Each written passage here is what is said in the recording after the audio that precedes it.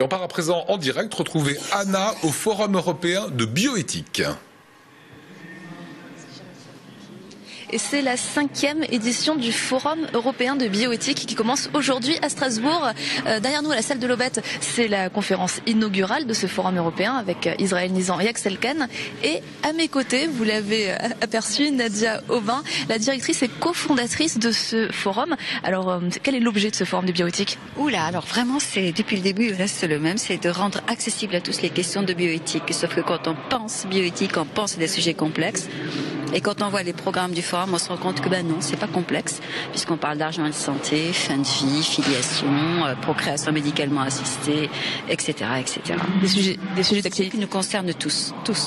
Alors justement, donc les thématiques ces dernières années, donc il y avait la fin de vie, la procréation, le corps humain, le cerveau, et cette année, vous le disiez, c'est l'argent et la santé. L'argent et la santé pour cette année, effectivement, l'argent et la santé, mais décliné en 35 rencontres. Au total, c'est 52 rendez-vous, 35 débats.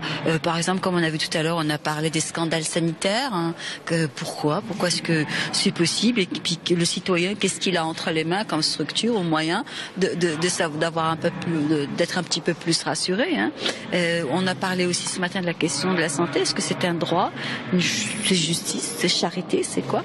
Si on pense que c'est un droit, ça veut dire que c'est revendicable. On a normalement, chacun de nous est en bonne santé si c'était un droit. Voilà, c'est ce type de questionnement que nous nous posons. Et nous allons également revenir sur la question de la fin de vie et du vieillissement, les soins palliatifs parce que ça coûte de l'argent. Et on accueillera également Irène Frachon, entre autres, pour évoquer la question toujours des scandales, des conflits d'intérêts dans le sujet sur le terrain médical. Jusqu'au 7 février, donc ça va se passer à Strasbourg, à l'Aubette. C'est plusieurs grands noms nationaux qui vont se déplacer ici, donc pour des conférences ouvertes à tout le monde. Alors ce sont des grands noms nationaux et régionaux, je le dis toujours, parce que on a beaucoup de grands noms ici en région. Si on prend quelqu'un comme par exemple Jean-Louis Mandel ou Israël Nizan, c'en est bien la preuve. Et ça va se passer effectivement ici à l'Aubette et ça se passe également à Kléber. Mais à partir de vendredi, samedi, nous serons uniquement à l'Aubette. Voilà. On peut citer un ou deux temps forts pour finir?